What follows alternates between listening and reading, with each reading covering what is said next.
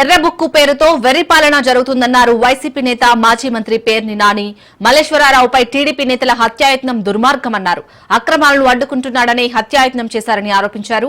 ఏడాదిగా ప్రతిరోజు రాజకీయ దాడులు జరుగుతున్నాయని, పోస్టర్లను తప్పుపట్టే వారికి దాడులు కనిపించడం లేదా అని ప్రశ్నించారు.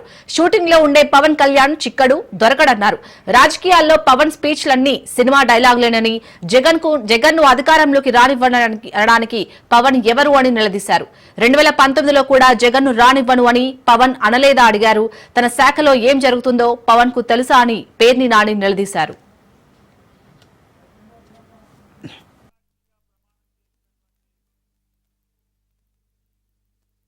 రాష్ట్రంలోని ప్రతి గ్రామాన నరరూప రాక్షసులే రాజ్యం ఏలుతున్నారు.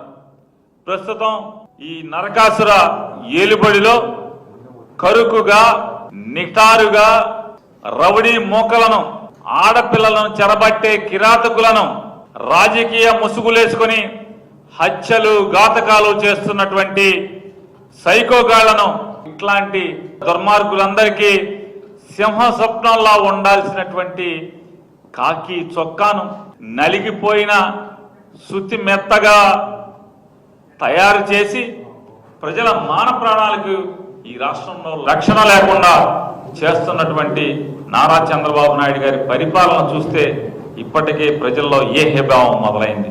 అంటే దేవుడి సాక్షిగా ప్రమాణం చేసినటువంటి నారా చంద్రబాబు నాయుడు గారు ఇవాళ ఆయన చేస్తున్నటువంటి ఏలుబడి ఏ రీతిగా ఉందో మనం చూస్తున్నాం.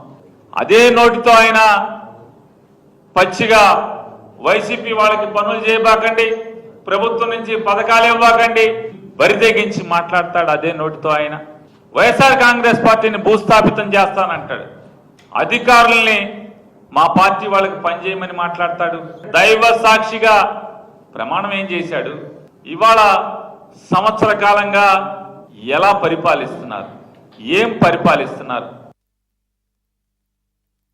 రాష్ట్రంలోని ప్రతి గ్రామాన నరరూప రాక్షసులే